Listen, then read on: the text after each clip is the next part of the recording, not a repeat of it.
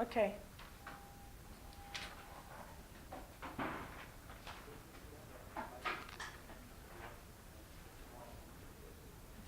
All right, well, we are going to get started. Hello everyone. My name is Claire Platt, and I am an intern with Thought for Action. And on behalf of the entire Thought for Action team, I welcome you to today's event, Informality in the Global Economy, Tackling Slow Growth, Poverty, and Refugees in 2017. So first off, we are thrilled to have here with us Dr. Willem Bouter, who is currently serving as the chief economist at Citigroup Global. Dr. Bouter has also served as the chief economist for the European Bank of Reconstruction and Development and is a professor at the London School of Economics. And beside him, of course, we have Ms. Elena Panariti, who is the CEO and founder of Thought for Action, an organization whose mission is to identify and remove economic and regulatory barriers that obstruct prosperity for all people across the globe. And we are here today with Willem and Elena to discuss and raise awareness around an issue that we call informality. It is an issue that has had debilitating impacts on the global economy and much of the world's population. And in a time when we are witnessing a seemingly never-ending EU crisis, millions of refugees seeking safety across borders, and growing social discontent that has manifested itself in populist movements across the world, this discussion could not be more urgent or more appropriate. So thank you for being here today, and thank you to our advisory board and our sponsors at INSAED for making this event possible. And before I hand it over to Elena and Willem, we would like to show you a short documentary teaser trailer from a campaign that Elena is currently pursuing.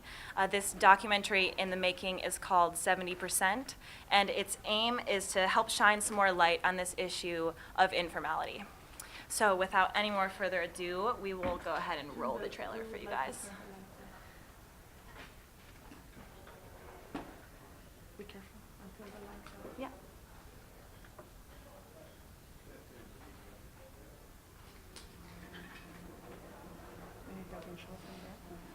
At least 70% of the world's population lives in what I call informality, lives in the margins. They are poor, they're inconsequential, they really don't matter. In the 90s, I met this woman. She was 23, but she looked 30. Very weathered skin, living in one of these neighborhoods called asentamientos humanos, human settlements. She tells us, she asks the question, she was like, "Señorita, can I register my property although there is no roof?" And I just was amazed. I never thought of a family, of a mother raising 3 children without a roof.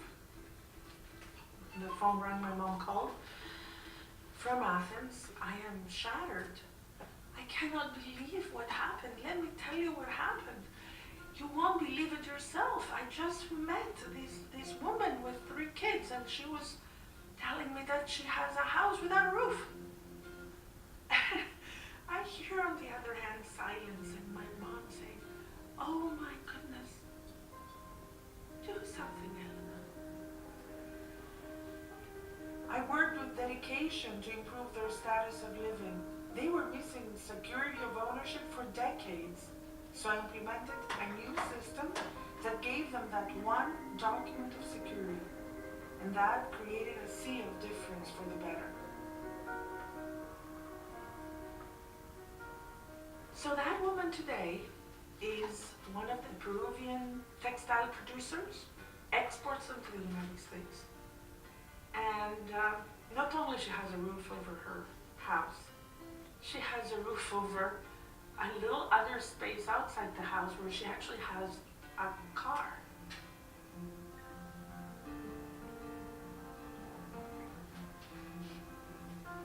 They were in search for prosperity, and prosperity is an outcome of security, of trust, of communicating, of being able to have a home and then leave their home in the morning, go to work, come back to their home.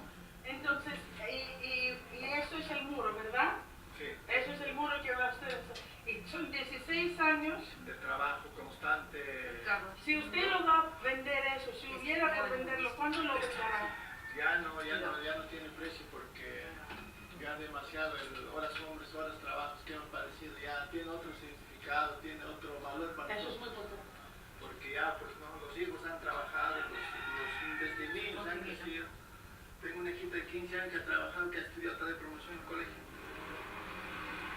My interest about this movie is to make you feel the illness of informality. What does it really mean?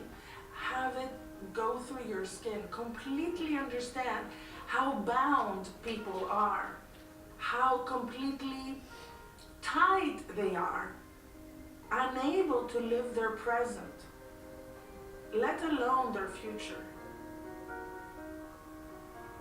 What does it mean to live without security, to be made vulnerable to poverty, to wars, to terrorism, to get displaced and become a refugee inside and outside your own country?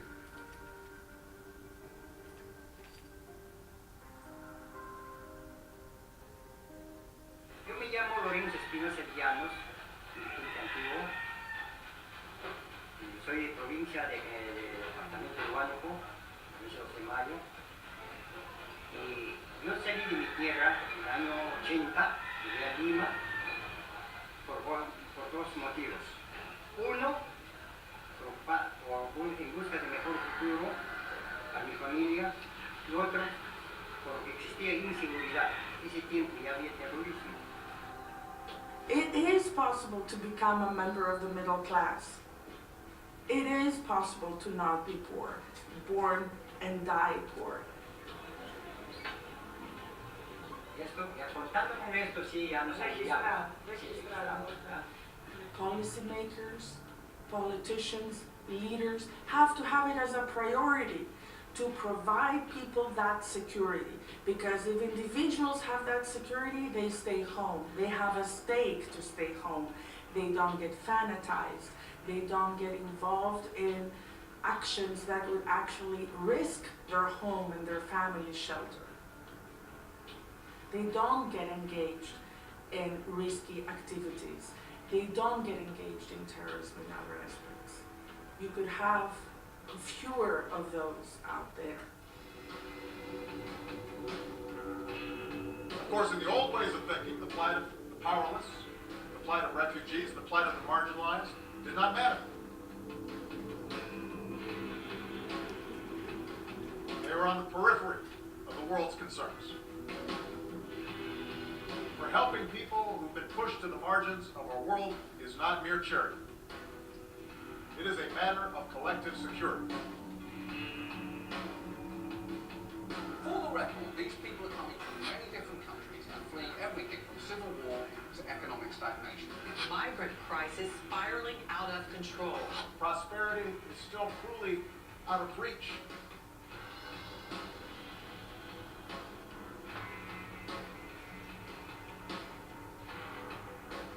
This is actually no longer informality. This is the transformation of informality. So you don't have traffickers, everything is open and transparent. So you have sales of land, sales of property, people that are selling their services. I'm impressed. You know, it's when you believe and you know that transformation is possible, and when transformation is possible, it's irreversible. It's impossible for these people to reverse that. Transformation is faster than we think. It took only 3 years to transform 7 million people into formal pure owners. And today, we count with over 17 million people. These people were poor. They were in the receiving ends of the handouts and of welfare coupons. And today, they belong proudly to the middle class.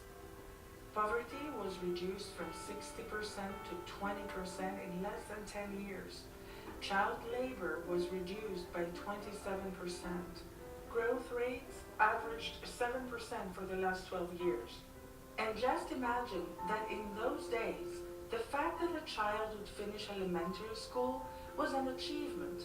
And now we have a new generation of educated people who read and write and go to university.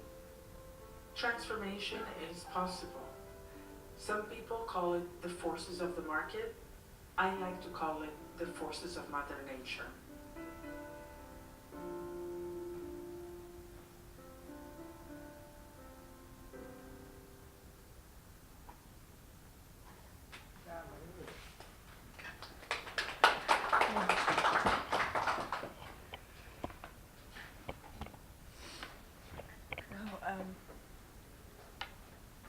I have made this little teaser, and every time I see it, tears come to my eyes. I have made it, and I have worked on this for like 25 years. So the reason we're really here, as Claire said, is to explain why 2017, it's alarming to deal with informality. And what does it really mean to be in informality? And what does it really mean for the rest of the 30% to have to deal with that 70% of the planet? So I would only explain before we will start a conversation with Willem, that yes, of course, I'd like you all to understand the inertia that exists when you're in an informal environment. There is no future for sure, because there is not even a present. But for what does that really mean in practical terms for people like ourselves to come up and generate and devise a policy that will alter that reality? So if we break it down, the inability to prove one person's existence, you can have informality in different shapes. But the basic elements is inability to prove one's existence and inability to prove one's wealth. Although they know that they exist because they were born and they own a home because that's an existence reality in their community, they cannot register it properly and prove it to a third person. So that is basically the key element, that we cannot prove it to a third person that this belongs to us. As a result, one ends up having that lack of verification that generates all sorts of other impacts. One is lack of labor mobility. So if you are not feeling comfortable in your space, the guy that was sitting there and was saying that this place has no price, and his whole family has worked in building that place, his family also works in that place, because if they would move out for an hour ride in the morning to go find a better job that pays them better, when they come back, that place could be taken over by somebody else, and they have no ways of making sure of of collecting back their property. A second point is that as a result of that, you end up having a lot of, in most of these countries, a very high level of child labor. So when we transferred, we changed the informality to having them own and prove the fact that they have an ID card themselves, and there is a registration, duly registration title or registration certificate for their property. Child labor was reduced by 28% overnight, like this. Why? Kids were able to go to school. They did not have to stay home and be involved in all sorts of artisanal work or whatever to help, in other words, these little micro cottage industries. Other elements of impacts were the fact that there was an extraordinary, and that is probably the key element, extraordinary increase in the trust level between the individual, his relationship with the land, and the state that provided him that certificate. That element of trust is what magically turns a poor person into a middle class, and what magically generates this ecosystem of safety that allows, therefore, these individuals and these communities to engage, to have awareness among themselves, and then become subjects to lending, become subjects to investing, to improve their properties. As you saw, there was a difference between, it's amazing to see, suddenly you have building structures that are 2, 3, 4, 5-story buildings where you used to have a shack. But what is also very important to explain is that, and I'm telling you all this in 30 seconds, right? I mean, the impacts are far, far bigger. But, and we will discuss them more now, and we will be open to questions. But what is important to recognize that this is not a third world country issue. I am calling a lot of first world countries that have this issue fourth world countries. And I would include my own country, Greece, my motherland.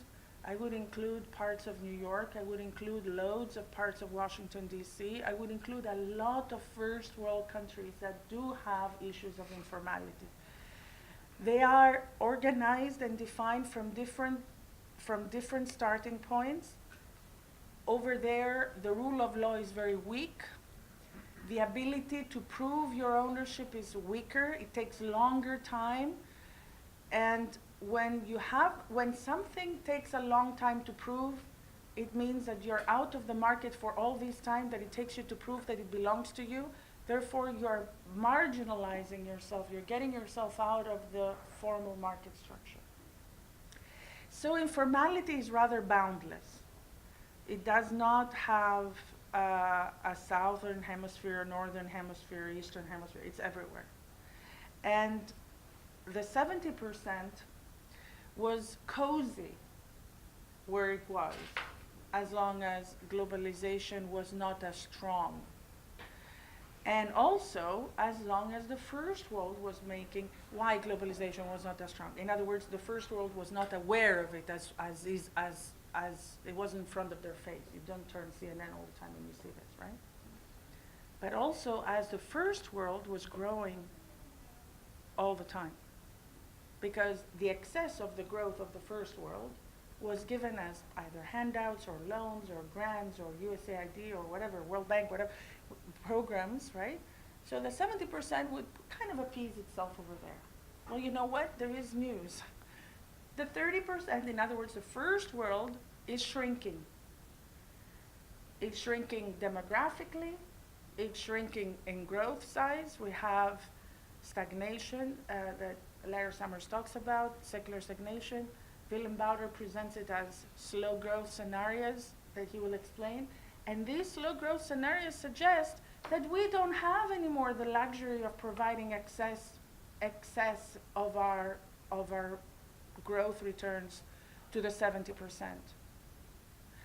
And then the 70% is poor, an ecosystem of poverty, an ecosystem of dangerous health spaces where you don't generate Zika viruses in the center of Paris or London or even, Milwaukee. You get it in the middle of Guatemala and Pakistan and whatever. So it's an issue of lack of governance, lack of security of governance, and therefore a lot of terrorism.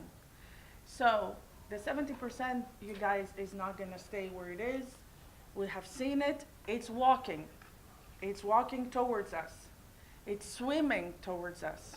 It's coming to our islands. It's walking to our whatever. It's going to crawl the beautiful wall of whoever is going to build it.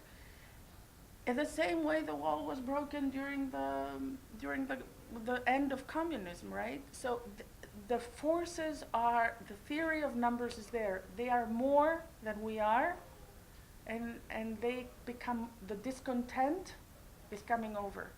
So we're catching all of the things we don't want to catch. We catch poverty, we're catching informality, and we get inundated. So it's not just a matter of taking care of a few refugees or figuring out how to take care of one civil war here and another one there. The point is, how do we prevent it, and how do we establish a space that generates growth on its own for growth centers to remain, to be there versus displacements. And in that note, I'd like to invite Willem. This is not just really, this is for for the television. To invite Willem to tell us what are really the ways you have seen the slow growth generating more informality, and for that matter, instead of inducing formalization, inducing the opposite. You've emphasized, I think, the most important dimension of informality, which is the absence of secure, verifiable, enforceable property rights. It starts with real estate, property, but then any tangible object, anything that therefore can be collateralized. In fact, intangible objects, intellectual property rights. So that's one. But and until that is delivered, and in many countries you say it is still, rudimentary, including Absolutely. in Greece. It's Yeah. unbelievable. But yeah, true development can't take place. But once you have the property rights, the question also is, what can I do with them? Right? How restricted are they? And in many advanced economies, informality is arising from restrictions on the ability to exercise the freedom of property rights, to use the assets the way you want them, to exclude others from them or bring others onto them, share them, sell them, mortgage them, or whatever. And it is informality in the so-called first world is the result, partly I think still of inadequately defined and enforced property rights, but over-regulation, the fear of a predatory state, confiscatory and inefficient taxation and all that. And so people go informal. They withdraw their activities from what is monitored by the state, and as a result, they take an individually rational decision, but of course by doing that, they're no longer part of the tax base, public services don't get provided anymore, so more people drop out. And this is, I think, it's a real problem. We have this informality in advanced economies. Basically, in any first world country, the use of cash comes from two sources, right? One, octogenarians and over, and B, the informal economy. Correct. Because it gives you anonymity from the predatory state. So it's what you can do with your property rights, and the absence of unreasonable restraints. The US, when I came here in 1971, it was a very exciting place. It had the rule of law and all that. It still has the rule of law, but it has moved, I think, disconcertingly along the spectrum from the rule of law to the rule of lawyers. And it is not the same thing. The share of, some of my best friends are lawyers, right? You're all lawyers probably, but some of my, the share of the working population that is a licensed lawyer more than doubled since 71. Other examples of over-regulation that leads to people going informal. I want to become a florist or a hairdresser. Right? Okay, so I said that. A hairdresser? No. In most states, I will need an occupational license. Takes months of qualification and a lot of money. When I came here in 71, 4% of the population of working age was working with an occupational license. Now it's 25. And they differ by state, and it's not for brain surgeons alone, right? No. It is for literally for florists, and for some states, and for hairdressers. And so informality comes from that, because if I can't set up, the front door saying barber, right? I'm going to do it through the back door, and I withdraw from the formal economy, don't contribute to taxes, cannot be supervised and standards verified in a way that will actually be useful. And now this massive slowdown in growth that we have seen in the advanced economies, where the US used to grow pre-2008 was between 2.5% and 3% on average. And what people call potential output growth, that is the growth rate of full employment output, which is driven by labor force, skills, capital accumulation, and technological innovation embodied in people and capital, that was sort of 2.5 to 3%. Current estimates are it's 1.5%. That's a huge drop. Where did it come from? Well, part of it can't be helped, right? We are aging, right? And I hate to say this, being 67, but it is true that septuagenarians are less likely to do crazy innovative things than 20-year-olds. So that but even if you control for all these things, dynamism is much lower. Labor mobility is at a 40-year low in the US across state borders. New firm creation, SMEs, at a 30-year low. Why is that? Again, partly age-related. Grandpa doesn't move easily from New York to San Francisco if he loses his job, as his granddaughter does, but even you can control for that, and it's still, there's a huge, and I think it is just, it's overregulation, strangulation, and the basically making initiative difficult. Incidentally, and here, and we have low capital formation investment in this country, especially infrastructure is a disaster. Every time I take a cab in New York, I need a new set of kidneys, right? But also private sector capital formation is low. And that also, despite all the hype that comes from, and some of it is real, from Silicon Valley, right? For the people who promise us the new nirvana of artificial intelligence, robotics, the new ways of combining human and cyber intelligence. It's we don't see it in the data, and it's very localized. So, and now how does this feed into? So growth is much slower. You have to deregulate and open up. What we're not doing, of course, is opening up. We're closing down. Right? Populism, in the sense of rebirth of nationalism, nativism, ethnocentricity, rejection of what is different, fear of the other, is on the rise. Interestingly, and this is the good news, it is not a global phenomenon. So deglobalization is not a global phenomenon. It is not affecting the emerging markets. No. In fact, if you look at countries like India, they're globalizing. Even China, they have globalization Chinese style, but I tell you, when the US was leading globalization, it was globalization US style. So there's nothing wrong with putting a national flavor on. And we have, Brazil is more engaged with the rest of the world than they were for many years. Argentina crawled out of a real deep pit. Of course, Venezuela is still going in deeper, but that too will be solved. So it's not the EM issue.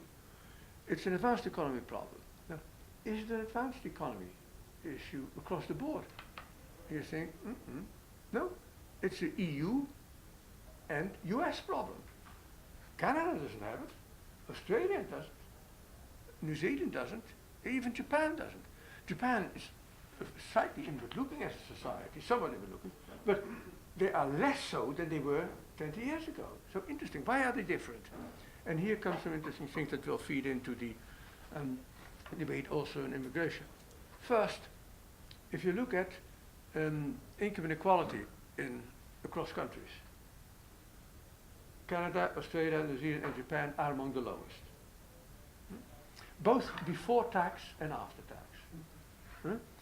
And that's partly, I think, just a question of opportunities for people, as well as, of course, of taxation and the welfare state. But a lot of it is pre-tax.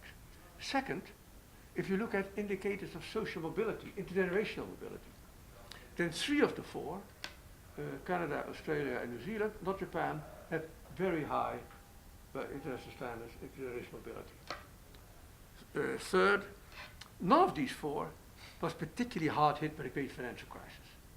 And a deep recession caused by the capitalist swine, right, is really what feeds populism. Right? That's history tells you that. And they didn't have that. And fourth, and this is the important thing, Canada, Australia, New Zealand, Japan, they're all too far to swim. Right? No. So they have no problem of a wave of unexpected, unwanted, either immigration or refugees, right? And there are lessons from that. I very much agree with Elena that the notion that this refugee problem is a temporary thing, immigration issue in the US and Europe, that is going to go away. Once we sort out Assad, peace breaks out in Iraq, in Libya, in Yemen, in Somalia, in Afghanistan, it will all stop. No. These conflicts are indeed part of the drivers of the refugee wave, but the fundamental drivers are demographics. The Arab world and Africa, right, still have the demographics that we had 3 generations ago. Right? Second, ecological change, right? And massive destruction of traditional labor-intensive agriculture in Africa and in the Middle East and indeed Central Asia expels people from them. Third, very poor governance. That fits in with the fact that these countries are not giving their citizens the opportunities and the rights they need to have a go at creating wealth, individually or collectively. And then, of course, on top of that, we have the 2 aspects of technical progress which are important. One, despite all the misery we're describing here, there has been growth in emerging markets, right, in the third world.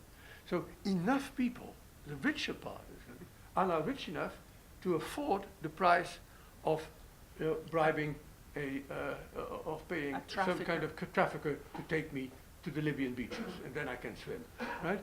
And of course, everybody has a smartphone. So where you go, your family back home doesn't have to do the work again. You just guide and direct it. But this is, and that's what they will keep coming, right? In the tens of millions, especially for Europe, but to a lesser extent in the US. Europe is, happens to be situated north of Africa, which is by far the poorest continent. The US, South America is an island of affluence compared to most of Africa. So, but it will still be, I think, significant migration there. And we're going to have to work with this, live with this, and very importantly, allow whatever immigrants we get, right, to have effective title of the one asset that every human being should have, your human capital. They don't even have that.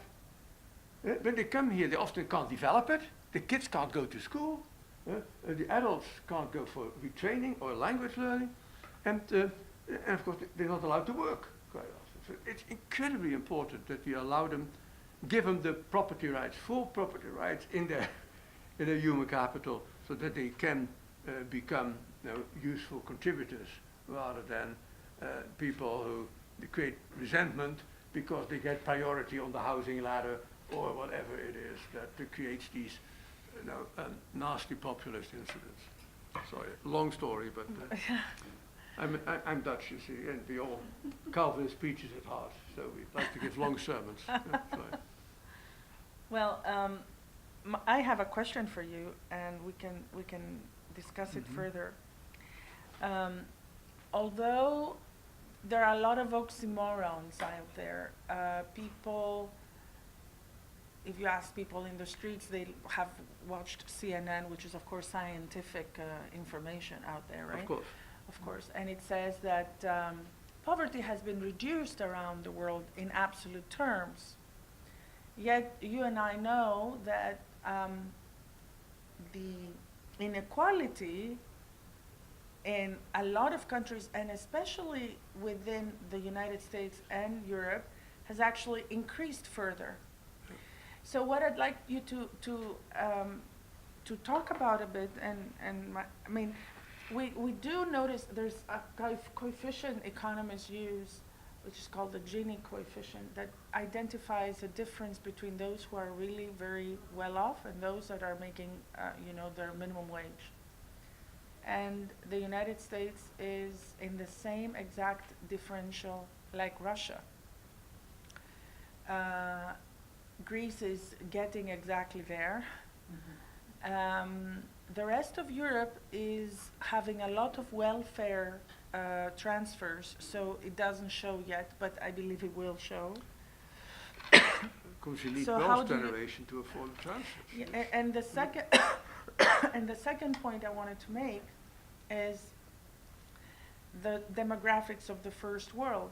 I think only the United States and France have demographics of 2 point something. So in other words, they replenish themselves till Mhm. now. But it was not the case. It's not the case in Europe at all. In Greece, we will be reduced by 13 million by the year of 2030. In 213 million. no, we will be reduced by 13. I'm sorry, we will be reduced by 3 million. We are going to be 6 million people. We have the birth rate of 1944. Every single day in the year 2017, we are losing 127 people. We have 100,000 deaths, over 70,000 births. Yeah? And we are really at the edge, right? We are the ones that are receiving all the... Yeah, all the- Germany is not that much better actually when you look at it net without the immigrants. Yeah, it is a very So big the issue. European Yeah. Union tends to... So it would be important to talk a bit about this inequality, although people think that in absolute terms poverty has gone better. But you go out there and you see these people and you go, well, let's see, absolute poverty? So Yeah. what do you think? Well, two things are true, right? First of all, yes, the absolute poverty, whatever, the $2 limit, the $5 limit, people under that, has come down. Also, global inequality, if you basically plot the entire global income distribution, is down. And inequality in every country is up. Both facts are true. That sounds like a statistical impossibility, but it isn't. Because, of course, the inequality between the average incomes in countries has narrowed because of the rapid growth of emerging markets. Right? So you can have therefore the situation that the world is getting more equal in a way, but each individual country is getting less equal. And what matters? Well, certainly politically what matters, I think, is local. It is maybe not even national, probably regional. Right? And so it's very, I'm sure that my neighbors take great pleasure from the fact that 200 million, 300 million people in China have been lifted out of abject poverty. Right? But it doesn't help them if they have to leave their apartment because they can't pay the rent any longer, or if they cannot send their kids to the schools they would like to send them to, or afford holidays, or whatever else. So I think the issue of inequality has many drivers. The two that have been emphasized most have been globalization and technical change. My personal opinion, and I'm in good company here, I think the Krugmans of this world, Paul Krugman, at least 80 to 90% is technological change. The sort of internationalization, opening up, trade, capital mobility, migration, accounts for little of it. That's one. Second, right, what's the response, right?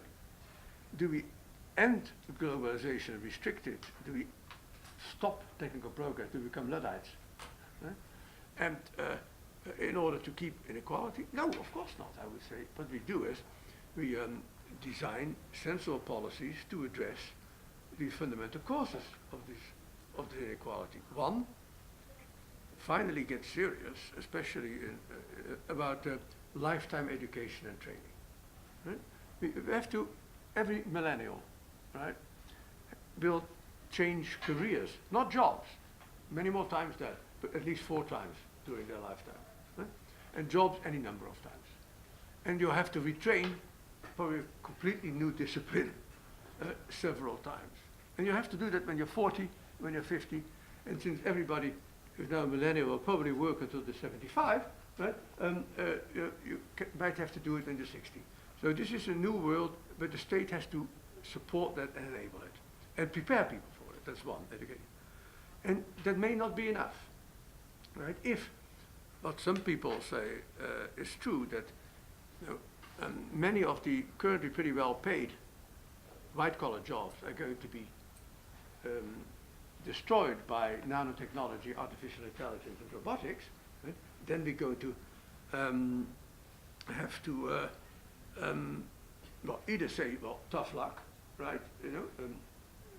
A rot on the side of the street, or you're going to have to come up with a permanent, with a guaranteed minimum income of some kind, like Social Security for all. And that is would be a revolutionary change. By the time this will only become an issue gradually, right? But when it becomes a real issue and it has to be done, I think we'll be so rich in the aggregate as societies because of this technical change, globalization, that we're able to afford it. But the real revolution is going to be cultural, right? Because even if we can agree on what I would call a guaranteed minimum income, it's the only thing on which my mentor James Tobin and Milton Friedman agreed. They called it a negative income tax, right? It's exactly the same thing, right? Okay, but if you even if you can agree on that, we have defined ourselves as humans since we climbed out of the trees, right? By the work we do. So how are we going to define ourselves, find meaning in our life without work as a major component of it? Are we all going to be playboys and playgirls of the Western world or the Eastern world? I doubt it. So this will be a real challenge. But it's a bit of a luxury problem. At the moment, we just have to get on with the retraining and having intelligent redistributive taxation, non-punitive, but intelligently designed. So I'm going to tell you, it would be great to open it to questions. Our dear Claire is engaged in doing every single thing today, so she's videotaping us while we're doing this. So I'm going to kindly take over and give you a bit of a conclusive points that we are here eager to pass on to you. So what is it we do, and with the documentary feature movie that we want to push out, is to create a community of aware individuals that realize the alarming situation we're in. And to create two types of, it's a dual type of a priority out there. One, of course, is to have sustainable growth. And the other one is to consolidate peace. I mean, how do you do this? We really have to push for security of property rights in the world. People, the moment they have ownership, doesn't have to be ownership of your house.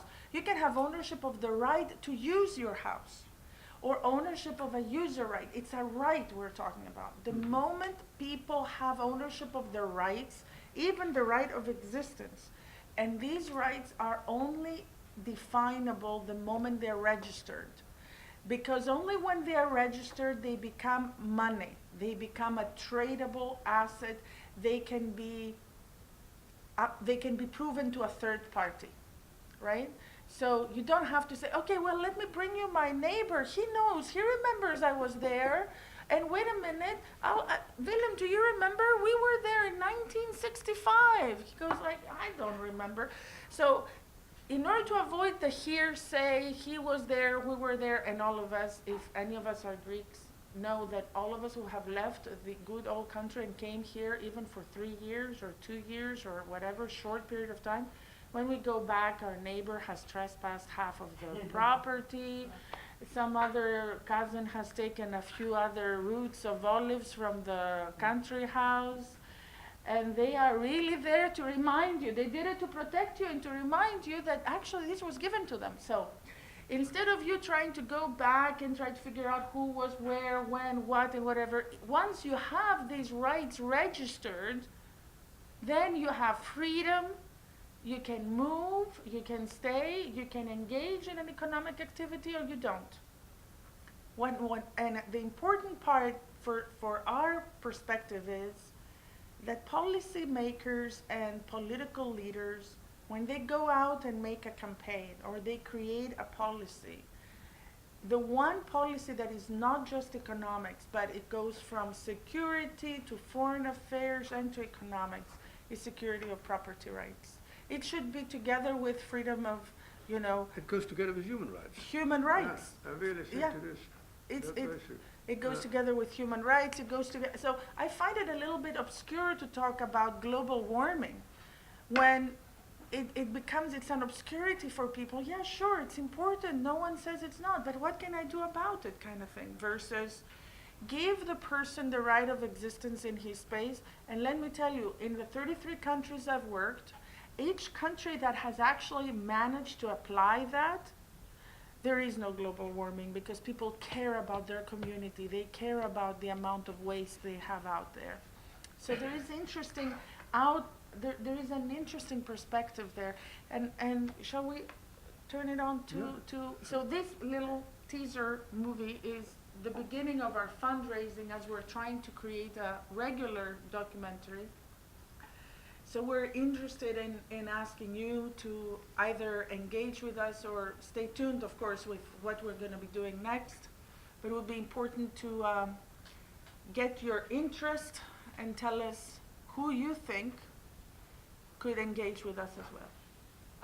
Well, you said the word, I don't believe in global warming. I'm an environmental economist. Specialized I did in not say I don't sustainab- believe in global No, warming. that you find this the priority. I mean, by 2050, 250 million environmental refugees Correct. will be displaced. I'm from Belgium, Antwerpen, Antwerpen, have yeah. lived in The Hague. I lived in Brussels for 12 years. And so what we're seeing in Europe is nothing compared to what's going to happen next. Yeah. We're it's not even 10 to 12 anymore, it's 3 seconds before 12.